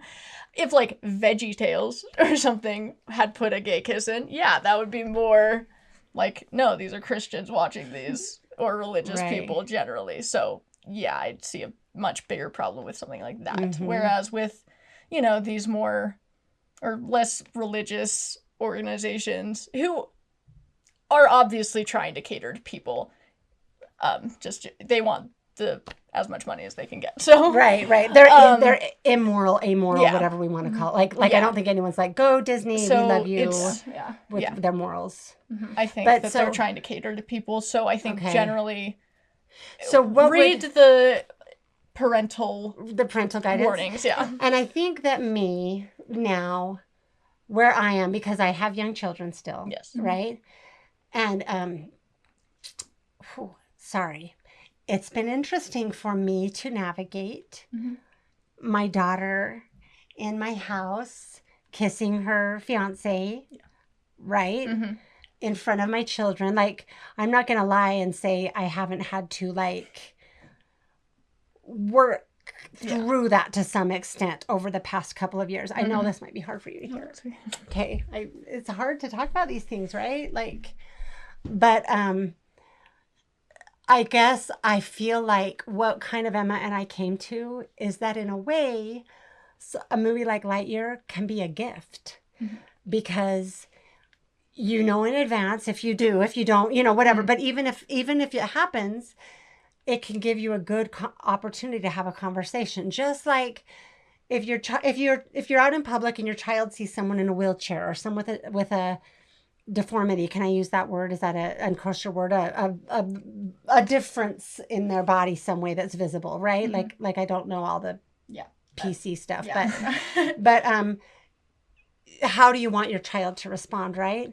And what a beautiful opportunity to, like, when you had your answer, to teach your children God loves everyone, and everyone is made differently, and everyone has different paths, and everyone has different things. Because the fact is, I know it's so ironic to me that people use the God cannot look upon sin with the least degree of allowance about homosexuality, when I'm like, wait, that totally disproves what God is saying is nothing's okay. None of you pass the test. None of you all deserve to be here, right? In a way, it's saying the exact opposite, that, like, isn't it beautiful to know that Jesus loves all of us and that all of us can fit in the love of Jesus Christ, and all he asks us to do is love one another. And I think in a way it's a beautiful opportunity that we can get those. Like, I'm not offended when someone on a wheelchair is on a TV show, because I can teach my children about how we treat people that are different than us and how we can love them, right? And we don't, I would say that Jesus, his treatment of the woman taken in adultery, who we can all agree with, that was sinful, right? Like, but he didn't meet her with judgment of her sins. He met her with compassion and embrace and protection. He was the one saying, excuse me, no, you throw rocks at her, you throw rocks at me, right? And that's how we can treat one another. We don't have to even get into, like, oh, that person says bad words. Oh, that person's drinking coffee. I have to let them know that I disapprove. Like, would we ever do that, right? Or can we just smile at someone who is different than we are, even who has different religious or moral beliefs than we might have, or who maybe would have had the same moral beliefs we had if they hadn't been given a completely different life experience that expanded them in ways, right? So, and I want to also say this. I want to say how thankful I am, that you two haven't given me an ultimatum. Because I can't think how painful it would be if I said, my way or the highway. You either live my standards or you are not welcome in this family. But I know that the opposite happens too, where it's, if you're in the church, you can't be in my life. Mm-hmm. Right? And Yeah. I think I get that. I get it. Mhm. Because in a way, well, I want to know, how does it feel to you guys that I'm still active in the church? That can't be easy for you. No. Well, And that your siblings are. yeah, for a few years it was very tense for me. And yeah, I just didn't understand. Well, that's not true. I did understand why you wanted to stay. I understood, like, the pros that you had, but I guess it did feel a little bit alienating to understand that you had pros and you saw some advantages to staying in the church that I didn't feel like I had. Like, you felt like it was a good community, a good place to be, to learn and to grow, and I felt like all that was there for me was stunting my growth, Pain and exclusion, pain and judgment. enemies, really, like, not overtly and not on purpose, but that's just how it the environment felt. So in a way, the question of condoning, by staying in the church, I'm condoning. Yeah. But I have had I did a lot of soul searching. I've been, like, kind of working through that for a long time. And what I'm at this point, and this isn't going to be perfect because I've never, like, you know, said it or thought it even, like, consciously, but basically, I mean, I think everybody learns their own things in their own time. And just like maybe you going up to a gay person and telling them that they shouldn't be gay and here's why, and either yelling at them or being belligerent wouldn't help. It wouldn't change their opinion, and it would just make them feel worse about you, honestly. And I think the same And worse is about true. God, because Yeah. you're claiming to represent Mhm. God. And I think the same is true. And I believe in God. I don't know that I necessarily believe in a Christian God or a Mormon God.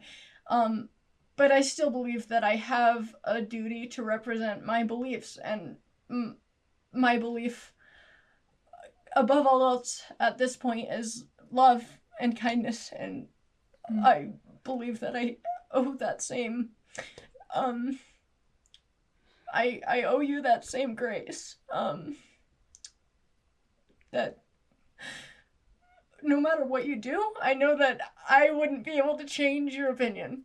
So even if it does, it's in your own time. And if not, the best I can do is be here and show you an example of someone who is different and who still loves you for our similarities and our differences.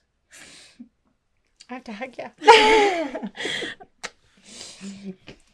Do you have anything you want to say on that? Yeah, just, I mean, the quickest way to alienate someone is to be hostile towards them, and, who am I to expect people to accept me and my beliefs if I am completely unwilling to accept others for their beliefs? That was so well said. That was both of you. I want to clarify one thing. Yeah. That I am in the church because the Lord has told me to be in the church, right? Like, like I know you were saying, I found value in it, and I have said that, you know, but I feel like this is where God wants me to be. Yeah. Right. And so like, my top priority is serving God, doing what I feel like God tells me to do. And I would hate to face the choice between God and my daughter or my daughters, right? Like, so that's why I appreciate that. You know, I feel like God has a use for me in this church, and then I have been thankful to be told to stay. But I definitely feel like, hey, I'm going to church. Yeah. Leaving, you know, like, and sometimes when you still, guys are here visiting, I'll stay home with you instead of going to church, because we're navigating it, right? It is still hard sometimes. I don't want to miss out on my time with you because I'm going to church. Yeah, well, and it still brings up feelings. Yeah. with our other siblings who are still in the church and who have a wide array of different beliefs and different levels of engagement, ability to engage in different ways. It still brings up a lot of feelings. Well, and but I think it's very valuable. I think this needs to be said, is that not everything has to be dealt with right away. I love that. It's very easy for things to get very especially a lot of the members of our family have different political, religious beliefs. And we have intense personalities. Yes. Very we're all strong. talkers. So, and we like having deep conversations about pretty much every topic. And I think it's important that every topic should be able to be talked about. That being said, nothing needs to be talked about right away. That's awesome. You sometimes need to sit with things, figure out why this topic is so maybe hurtful or makes you so It's uncomfortable, emotional. and do that healing within yourself and be gentle, but be firm in reminding whoever needs to be told that maybe you can't have this conversation right now, and that's okay. No So other- that I think that's the best way to avoid feelings getting permanently hurt. And we've had some good conversation about how to navigate this in our family, because we do have some, like I would say in general, we're a very conservative family. You know, we're libertarian but very conservative, right? Yeah. And so it's interesting, engaging, Yeah. right? Like some of my children loved the recent documentary What is a Woman, and some of my children hated it, right? Yeah. And so it's an interesting thing to talk about. I will say, if I can speak for, well, what was your biggest criticism of that movie? Do you remember what it was? Yeah, I felt strongly that as much as you can say, oh, I care about the children, or we need better solutions for whatever, trans people, whatever it is, I don't think people are working towards helping trans people as much as kind of It was trying to disprove what you told me was that it was lacking compassion. It felt like there was no compassion. Very little compassion Yeah. for people struggling with gender dysphoria. It was much more mockery and it was it was painful to watch for me. So and see, again, I watched the documentary and for the most part liked it until I heard that Kate had watched it, and then I felt sick that Kate had watched it alone. And then when I heard Kate's critique, I was like, right on. That is very, that is a very valid critique of that, right? Like,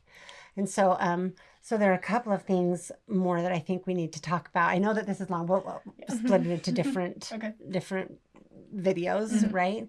People can engage as much as they want to, but I want to, there were some other things I want to talk to them, maybe we'll come back to, but I want to transition on to talking about transitioning. That was good. I want to transition to talking about gender dysphoria. okay. Only as much as you're comfortable. Well, first, before we get there, just back onto the family topic. I think it is really good rules of engagement, I guess, that everyone needs to feel like their home is safe. Yes. Meaning the home you visit, your parents' home. Give an example. I mean, recently, and I have been dealing with dysphoria, and I don't know how much everyone knows or knows about it or has talked about it, but recently, my brother, we were all at home at once, and my brother had brought up something about being trans, and which is a common topic. It is, in my family. And had brought up a point that I think, I don't know, maybe I just don't have an answer to, but it felt very like fight or flight. So I couldn't even think about a good answer to it. And he wasn't doing it. No, in an he was attacking not way at all. trying to attack me. So, and this was a brother that I've had tension with historically, but I think hopefully I was trying my best not to make him feel bad at all. So I just kind of excused myself from the conversation and tried to not. I mean, I felt myself getting more heated and more emotional, so I wanted to excuse myself from the conversation, and he did a very good job of realizing that I could not talk about that right now, and so I think that was handled well. I hope I didn't make him feel bad, but I thought it was handled beautifully. I want to say that sort of the rules of engagement, I would say, in our family, are that the relationship is the priority. Yes. The relationships are the priority. Yeah. And no one is required to say something they don't believe yes. for the sake of the relationship, right? Yeah. And so we're trying to navigate these challenging things, and also we're trying all to take personal responsibility for what is triggering, I guess is the word, for what causes defensiveness or what causes anger or what causes whatever it might be. And so that we can all do the work to go, okay, why did that affect me so deeply? Right. So that, and then also being able to just kind of raise the right white flag and saying, hey, I just can't do this conversation right now. Like not, you're not allowed to say that, or not how, just kind of, can we table this one for now? Right. Being, or either I'll excuse myself, or can we table this so we can all stay together in the moment? Is that a fair way to say? I think so. And as far as I am right now, I feel really good about those rules of engagement. I haven't found a better way yet. Yeah. You know, and so we can navigate, because, we got a big family, and then everyone that gets married, that's another member that comes into the family with, I mean, so far, everyone that's married in our family is, like, let's keep up the good. Like we got awesome ones, but it's just going to keep being complicated. Yeah. Right. So we need these rules of engagement. Right. And so I thought that also the gender dysphoria element was another potential upheaval that I hope we're navigating decently well. Right. Yeah. And so this is something that I do have very strong feelings on. I'm very conservative in this issue, where I think that compassion is absolutely at the forefront. And we can't let compassion trample truth, because if we do, it's not compassion. Yeah. And I do have a sort of response to that, is that, yes, the truth is that I was born female. I want to clarify that. I So would go like ahead. to say, but the truth is also that I experience gender dysphoria. Absolutely. And what the best course of action is for that, I haven't even figured out yet for myself. We're trying to navigate But, that. yeah, go ahead. When I say truth, it's, for me, what that means is, because we're all female athletes, I'm really I can't describe myself as a feminist, because we just had this conversation today that feminism often means women are just as good at being men as men are. And I'm like, womanhood needs to be elevated and valued far more, right? Femininity or feminine endeavors, right? And so it's hard. And then I also do really worry about children, and I think that if we lie to people, we don't help people, right? And so as we talked about it, we were able to come to some like, I think that, because I struggled with a different kind of body dysphoria with like I guess wasn't anorexic, but definitely struggled with body dysphoria when I always thought I was fat. And I know it's different, but in some ways the feelings were similar. We were able to compare to some extent. Yeah, I guess. I Oh, right. I don't know. Right. And so anyway, I guess I just, I want to bring it up because I want people to understand the struggle and the pain that is very real and very much, I love how you said it's the truth. Yeah. It's the truth, right? And for me, the conversation is it worth medicalizing or is it not? Because for me, I can't really use the word transition because I don't think that's necessarily a possibility. I don't think you can become the opposite sex, but you can you can express more that way with whiskers or a changed voice, or right, or in the opposite with you can express more that way, and weighing out the costs of that to health, to compared to the benefits to potential emotional well-being, is a valid question to be asking. Am I expressing that okay? For sure. And I do know of a lot of I don't know if people who experience gender dysphoria who, for whatever reason, choose not to medically transition. And I think that's a completely valid thing. And I don't even know where I am on that yet, but So am I correct in this? Is my understanding correct that you have socially transitioned among your peer groups, but not among your family? Yes. Yeah. Like you have a different name and different pronouns. Yeah. But you haven't asked us to use them yet. Why is that? These are all new questions I really appreciate you being willing to talk about this. It is just a hard thing, and I think that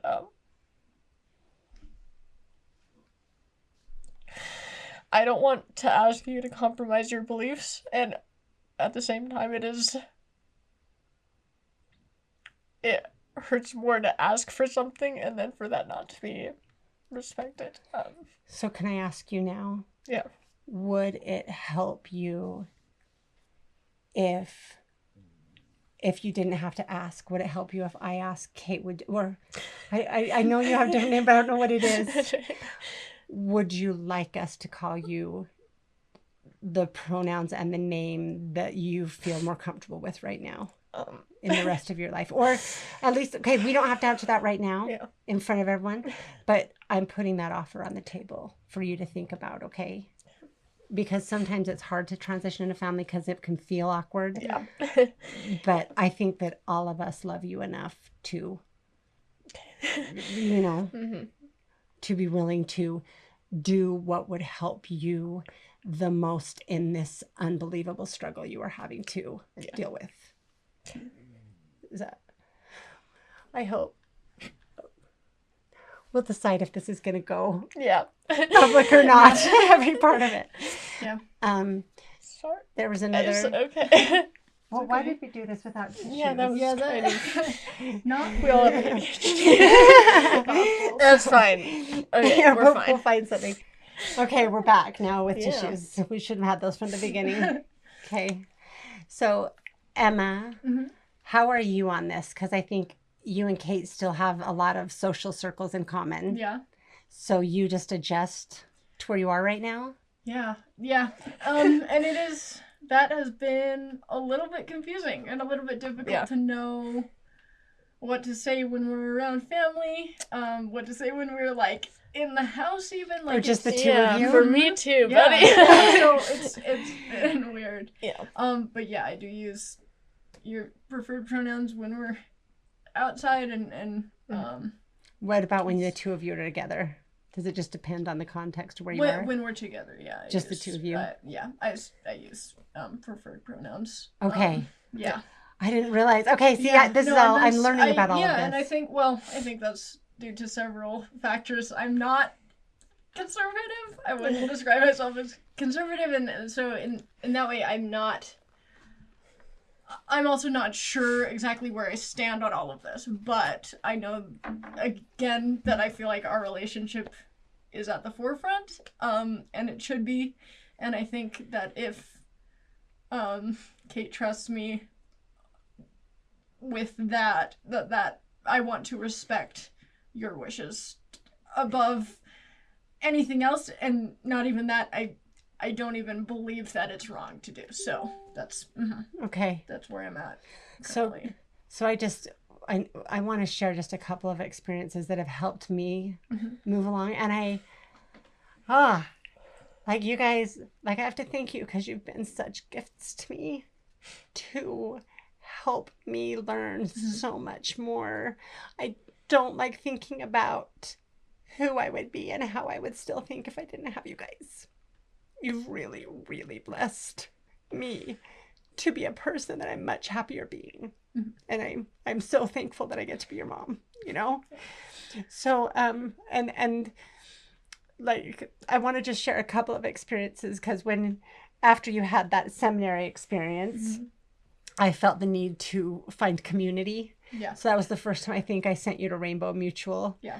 Which I did with great trepidation, right? Like, am I going to go send them to like all this anti-Mormon, rip on the church, rip on your family, right? It's been scary for me too, as a conservative Mormon mom, right? I want to just give voice to that.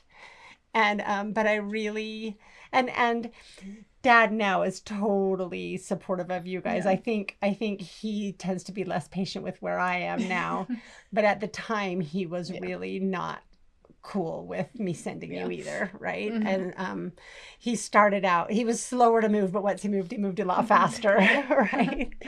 So anyway, you guys went, and after a few times, Kate came home and had met somebody. Yes. And I remember the sparkle in her eyes when she was probably 17 years old, telling me, I met someone. 16, yeah. And I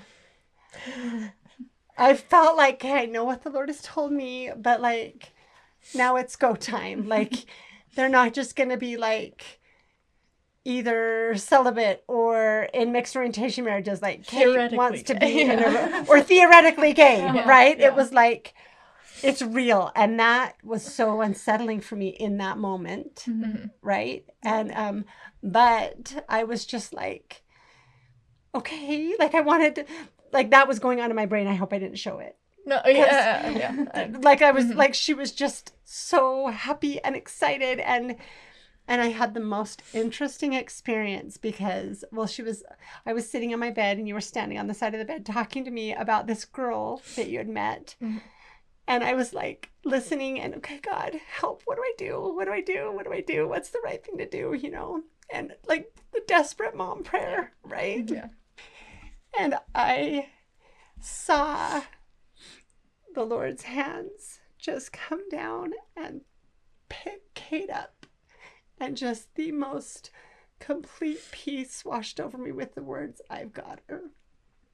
And it was so beautiful to me because it gave me complete permission to just love my daughter and be happy for her joys and be thankful. And I guess the way I've explained it is like, we are on the straight and narrow path, each of us, right? We're doing our best to follow where God leads us. And I know for a fact that there were things over there on that straight and narrow gay path that leads that way that I would have never gotten if you hadn't gone over there and gotten them for us and brought it back to us, right? Like, and so it was such a testimony to me that the Lord has you, that the Lord is big enough. And then I, as you sat and talked to me, I see these things are hard to admit. Will you forgive me for, I kind of, as she sat there talking to me, my vision changed. It was like the scales fell off of my eyes, and I stopped seeing Kate as kind of a broken straight girl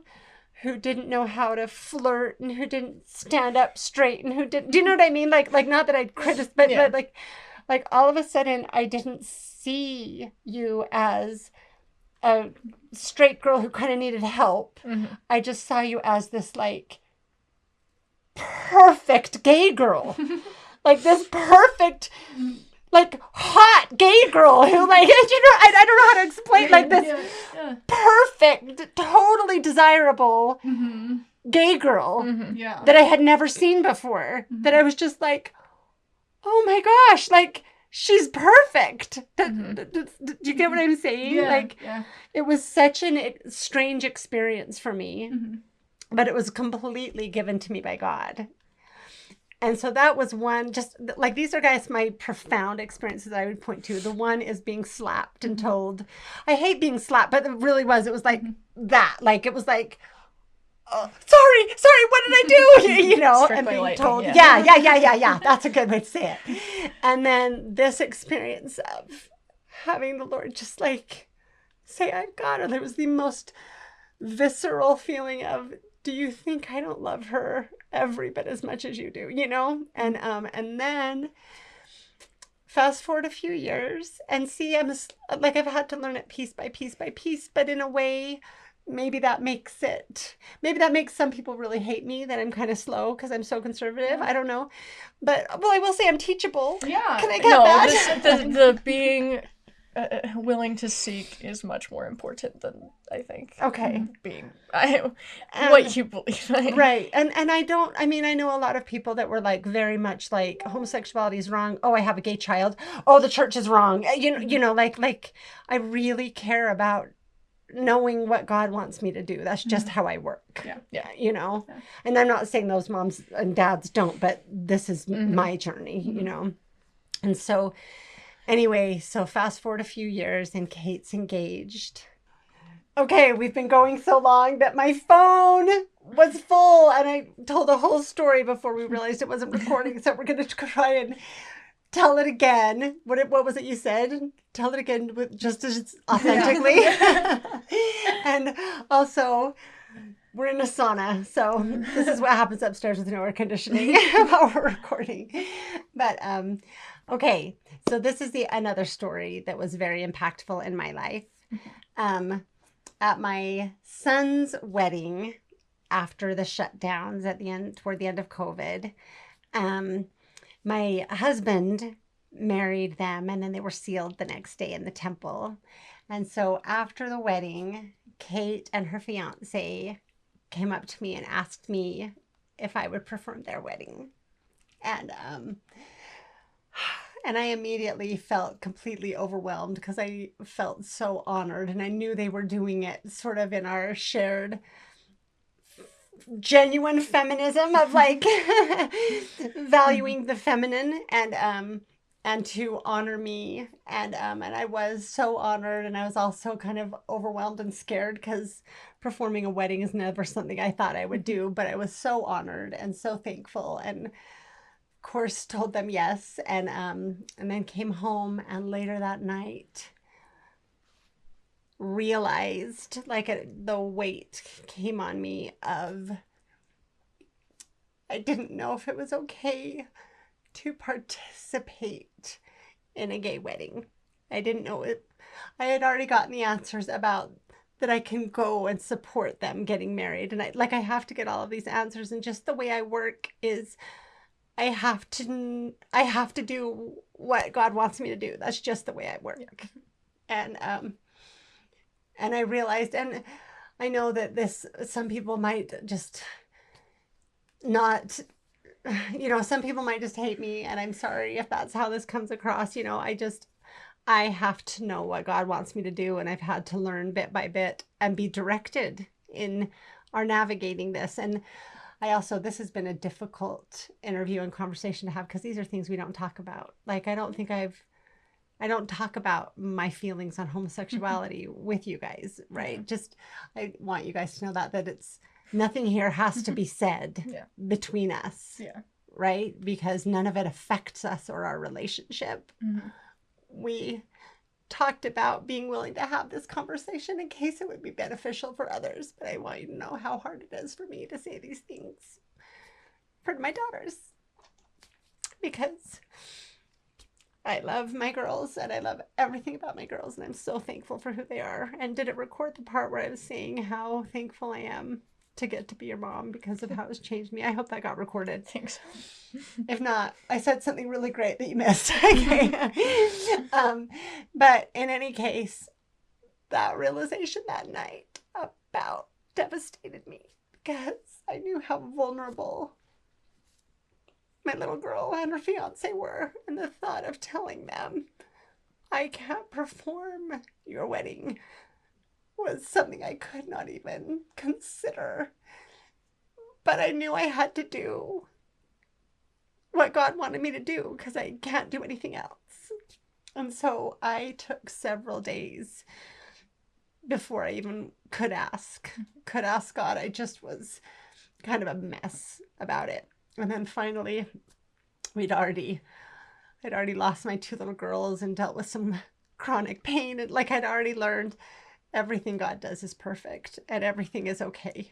I knew, how many times do I have to learn these same lessons, right? So I just knew whatever God tells me to do is okay. And the worst outcome I could possibly think of was that God would tell me, no, I can't do it. And I would tell Kate, and our relationship would be hurt, and my daughter would be hurt. And I had to go there to make peace with that potential outcome, trusting God. Just like the worst outcome I could imagine with my little girl was losing her, right? I had to make peace with that outcome. I just know that's how I have to work. So once I could get to that place, then I could finally ask because I needed to be able to genuinely say, God, whatever you tell me to do, I will do, and I will trust you. So I was out walking. I've been walking pretty religiously these last couple of years for my therapy, my sanity, and I was out walking and just talking to God, and I just said, God, I know how much you love Kate. I know you know how much I love Kate, and I need you to tell me what to do. And immediately what came to mind first was the parable of the lost sheep. Is that, am I saying it right? I'm a little flustered. Yeah. The one and the 99 lost sheep, which during the shutdown and during all of this had come to mean a very different thing to me that we'll talk about, I'm sure, in a different video, but just in brief, it became about the one who didn't fit in, the one who was not accepted. It was the one who cannot or will not wear a mask in this massive lockdown. It was about the gay girl in a Mormon family, in the Mormon church. It was the one who is excluded. And that parable just came to mind so strongly to show me my daughter, which I already knew, but that parable came to mind, which gave me permission to be filled with love and compassion for my daughter as my main focus. And then it was almost just, it was as clear as two hands in the balance, like the scale in the balance, and just this clarity of, you have two laws that are in conflict, just like Eve did, right? And it just went like this, so profoundly. This side that was filled with love, the commandment to love, just went like it became as heavy as eternity, just this love, that it was the priority. And the Lord just gave me again permission to err on the side of love with my whole heart, and to know that even if there were conflicting commandments here in my mind, in my morality, right, that my greater commandment was to love. And so I can't even begin to explain the joy I experienced in knowing that I could serve both God and my daughter, right? And the Lord just continually, I continue to ask with a full and open heart and a willingness to obey God no matter what. And God continues to teach me, or give me permission and allow me to err on the side of love, which is, I think, exactly what the Savior does for all of us. I hope that's not hard for, she's a little calmer now because I already told the story once without it being recorded. But those stories for me have been profound and impactful, and have changed who I am really in ways like I truly don't think I could have gained whatever level of compassion and understanding and charity that I have gained if it hadn't been for, my other little daughters too. But also these two daughters, you too. And so I can honestly say with my whole heart that if I could change it so my daughters were straight and had always been straight, I wouldn't do it. First of all, I wouldn't say I know better than God. But second of all, even in my own wisdom now, I wouldn't change who you are. And I'm profoundly thankful for the opportunity to be your mom. So is there anything you want to wrap up with? You have to say something or I'll feel like I did all the talking. Okay. I think in summary, not trying to like speak for everyone, but I think that no matter what you believe, we're not necessarily trying to change opinions or like, yeah, have any like groundbreaking effect. What we want is for you to just kind of re-examine how you love people, I think, is a good... What commandment you prioritize. Mm-hmm. Yeah. And I just want to restate that I think erring on the side of love is one of the most important things that we can do. And in my experience, no opinions are ever changed with argument, I think. It's so much easier to push people away than to be patient enough to, let them come to their own conclusions. But that is, I think, one of the more important things in life. I love that. I want to say, like, we are having this difficult conversation, and I think it's a testimony to how strong our relationship is that we're able to do it. Mm-hmm. Right? Yeah. And even though I've had to be taught these things bit by bit by the Lord, I hope I haven't made you guys terribly aware. Like, I don't think, do you feel like I've had to come back and repent to you guys very much? Do you know what I'm saying? Yeah. Not very much, but I don't even think, I think the willingness to do that and to seek is so much more important than any opinion you've had at any point. In my view, I don't. Okay.